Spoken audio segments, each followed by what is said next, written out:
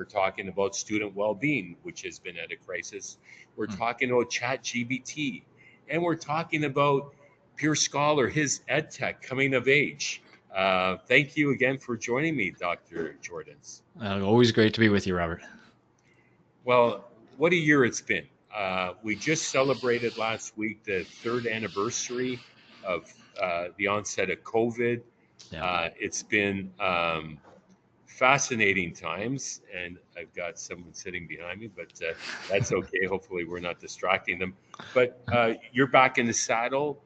Today, I had a strategy meeting with our partners, AWS, and they were so we're in a boardroom Yeah. overlooking the city of Toronto, overlooking the lake, overlooking Sky Dome, face to face.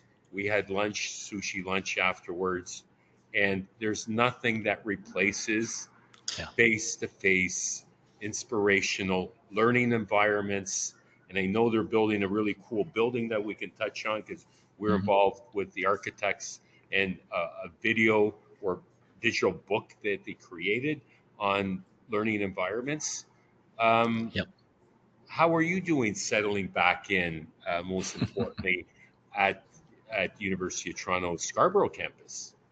It is a really interesting time, right? When we were talking great snapback, the implication was always, oh, we would go back to sort of the routines of the past. And I said, oh, yeah, we'll just ease right into those. But of course, in some ways, we have not. So I was certainly wrong.